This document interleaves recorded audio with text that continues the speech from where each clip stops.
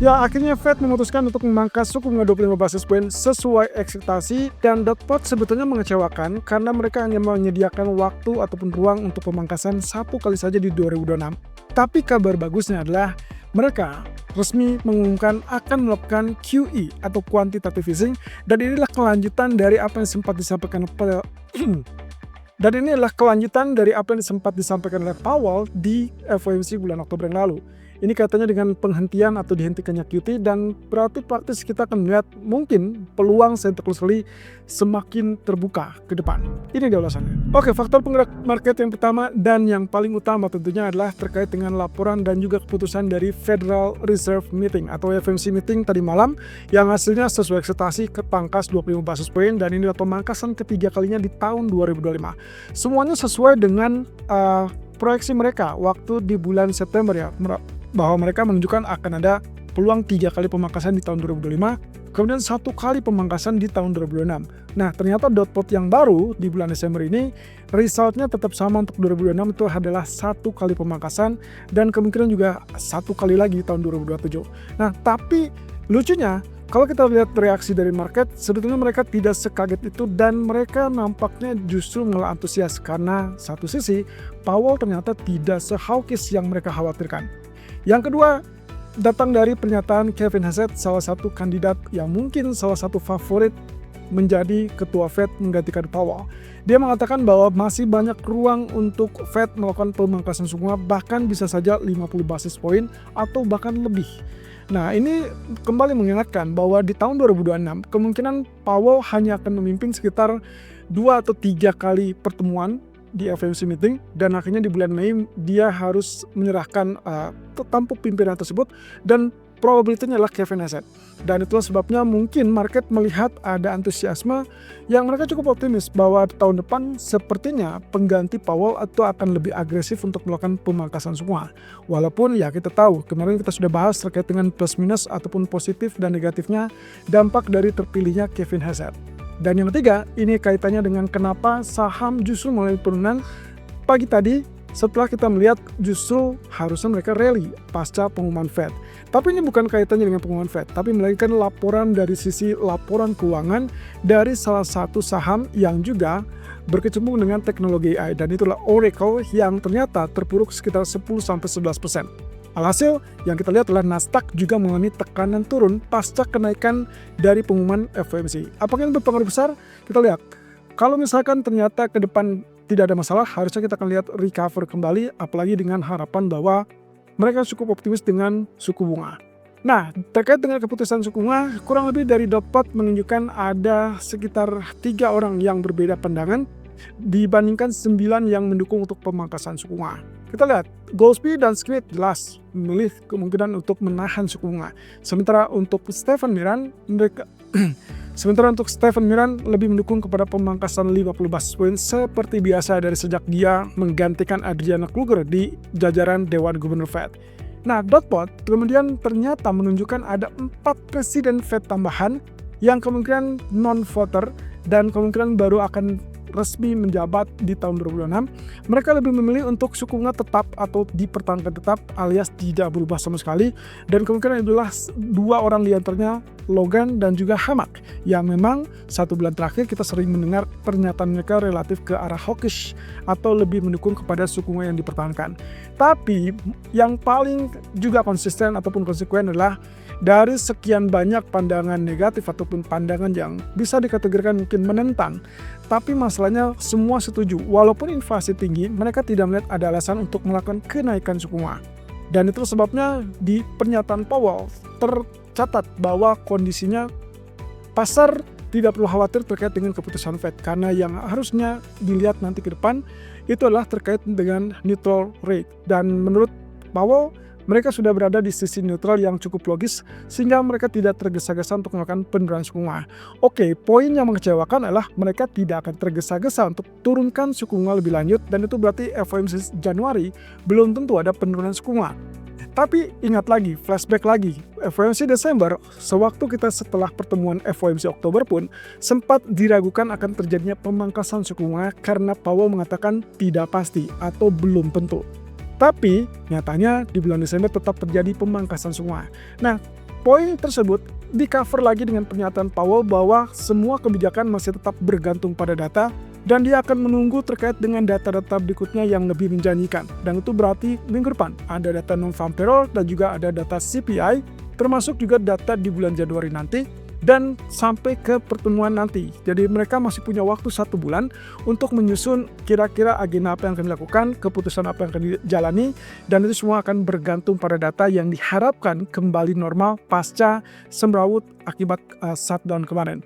Nah, yang juga tidak kalah menarik adalah pernyataan Powell yang juga mengakui terkait dengan potensi penurunan atau risiko penurunan dari pasar tenaga kerja. Setidaknya poin ini yang kemarin kita sempat singgung. Kalau ternyata Fed masih tetap menyinggung, atau dalam inilah Ketua Fed Jerome Powell masih tetap menyinggung terkait dengan kekhawatiran di pasar tenaga kerja, maka hampir bisa dipastikan pernyataan yang dilontarkan itu tidak terlalu hawkish seperti yang dikhawatirkan. Artinya memang mereka menunjukkan terkait dengan kekhawatiran pada inflasi, dan inflasi tersebut dianggap masih terlalu tinggi. Tapi di sisi lain, mereka juga khawatir pasar tenaga kerja yang panas ataupun yang mungkin berdampak buruk pada ekonomi, akhirnya mereka tidak memutuskan sama sekali untuk menaikkan apapun ataupun terkait suku bunga. Nah, jadi pilihannya adalah antara mereka kembali memangkas atau mereka akan menahan diri untuk memangkas. Posisinya sampai saat ini bisa dikategorikan sedikit mungkin refresh dari apa yang sempat dikhawatirkan terjadi, yaitu kaitannya dengan hawkish cut, dan itu tidak terbukti. Akhirnya pasar mungkin mayoritas menyimpulkan ini neutral cut, atau bahkan beberapa analis menyimpulkan ini dovish cut. Jadi kalau misalkan lihat seperti ini, saya rasa peluangnya sangat signifikan untuk kemungkinan dolar harusnya kembali melemah, dan US Treasury juga ikut melemah. Di sisi lain, yang juga cukup menarik dan tak kalah penting adalah terkait dengan pengumuman akan diberlakukannya atau ini kaitannya dengan quantitative easing atau dikenal dengan pembelian treasury atau obligasi pemerintah Amerika. Kalau Anda ingat di beberapa waktu yang lampau, kurang lebih yang terkenal adalah waktu quantitative easing tahun 2008 untuk mengatasi resesi ekonomi. Nah, posisi ini juga kemungkinan sama. Dan juga waktu COVID-19 itu juga sama, mereka melakukan QE walaupun jumlahnya untuk kali ini relatif kecil. Itu ada 40 miliar US dollar. Dan itu dikenal oleh para analis sebagai mini QE, quantitative easing. Bagaimana dampak seharusnya dari QE ini? Oke, kalau misalnya QE ini dikaitkan dengan pembelian treasury jangka pendek, tapi juga orang akan mengartikan ini mirip dengan bahwa Federal Reserve atau Bank Sentral mencetak uang. So, jika QE itu dilakukan, berarti intinya adalah ada suku bunga yang diturunkan, kemudian they are printing money. Dengan mencetak uang, berarti US dollar dipastikan akan relatif lebih lemah, dan itu sebabnya yield atau US Treasury yield atau obligasi yield itu akan relatif turun. Dan seperti biasa, yang selalu kita kupas di setiap pembahasan technical analysis, yaitu terkait dengan US Treasury yield. Kalau US Treasury yield-nya turun, maka secara otomatis gold akan lebih mudah untuk mulai kenaikan. Terlepas dari US dollarnya mungkin bisa saja menjadi safe haven sewaktu-waktu, tapi untuk saat ini, kalau misalkan dampak dari QE adalah dolar ikut melemah karena jumlah uang yang beredar ataupun jumlah uang yang dicetak, atau dengan kata lain pembelian treasury bond itu akan menyebabkan pelemahan dari sisi US dollar. Nah, alhasil kita juga akan melihat bukan hanya emas tapi juga indeks saham akan mengalami kenaikan. Itu sebabnya saya cukup optimis bahwa akhir tahun kita masih akan bisa melihat Santa Cruz Rally mirip dengan tahun-tahun sebelumnya. So, persiapkan diri Anda karena satu hal lagi yang mungkin harus menjadi trigger ataupun pemicu, yaitu data inflasi, CPI, ataupun bahkan data non-farm payroll yang akan dirilis di tanggal 16 dan 18 Desember mendatang. Oke, kemudian terkait dengan Kevin Hassett sebagai salah satu kandidat calon, dan dia sepertinya sudah mulai berinteraksi dengan media dan mulai memberikan pernyataan-pernyataan ataupun pandangannya dari sisi dia. Dan mirip dengan apa yang disampaikan oleh Powell, dia kembali menekankan terkait dengan data ekonomi. Dia kali ini mungkin sedikit menghiasi kalimatnya dengan bahwa data ekonomi bisa mendukung untuk pemangkasan suku bunga. Nah, hal ini mungkin mencari selamat atau apapun, tapi yang jelas dengan konteks bahwa Hassett menjadi salah satu calon kuat untuk menggantikan Powell di tahun depan, maka kemungkinan pasar melihat ada peluang nantinya akan terjadi pemangkasan lebih agresif. Terbukti dengan kalimat dia dalam Fox News, dia mengatakan bahwa seharusnya Fed bisa memangkas 50 basis point atau bahkan lebih. So, dia yakin bahwa Fed masih memiliki banyak ruang untuk hal tersebut. Kita tinggal tunggu kalau misalkan dia ternyata terpilih atau mungkin ditunjuk oleh Trump, Apakah akan terjadi pemangkasan suku bunga yang agresif? Atau mungkin dia terjebak di dalam struktur Federal Reserve yang mayoritas mendukung kepada hawkish. Jadi kita akan lihat ke depannya berapa banyak dukungan terhadap Hesed. Nah, ini pula yang menyebabkan Trump selain kepada Hesed juga mempercayakan kepada Kevin Walsh yang saat ini baru mulai melakukan interview pertamanya dengan Trump. Dan juga jangan lupakan ada Christopher Waller yang juga sampai saat ini mendukung pemangkasan suku bunga. Ya, artinya kalau misalkan komposisi dirombak atau terutama untuk gubernur Fed dirombak, maka kemungkinan pendukung untuk pemangkasan suku bunga itu akan jauh lebih banyak dibandingkan sekarang ini. Nah, oke, berarti kalau begitu kita melihat alasan utama kenapa saham-saham ini relatif anjlok setelah pengumuman Fed. Ternyata bukan karena pengumuman Fed, melainkan karena laporan pendapatan Oracle. Dalam laporan tersebut justru menunjukkan atau berdampak negatif kepada saham Oracle dan akhirnya turun sekitar 11%, sehingga menyebabkan Nasdaq juga turun sekitar 1,1%.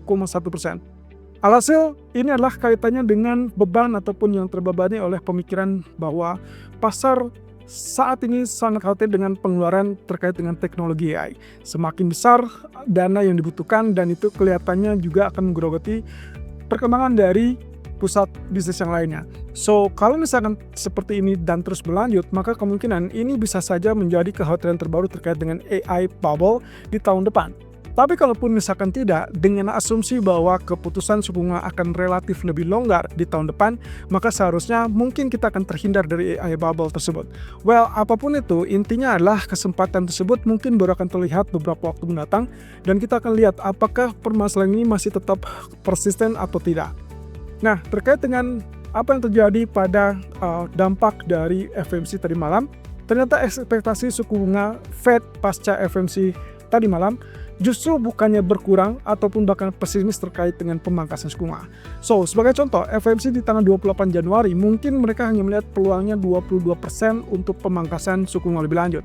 Ini dikaitkan dengan pernyataan Powell bahwa mereka tidak mencari alasan ataupun tidak terburu-buru untuk melakukan pemangkasan kecuali didukung oleh data ekonomi. So, NFP ataupun CPI kalau memang ternyata lebih rendah, kemungkinan mereka akan membuka jalur pemangkasan suku bunga.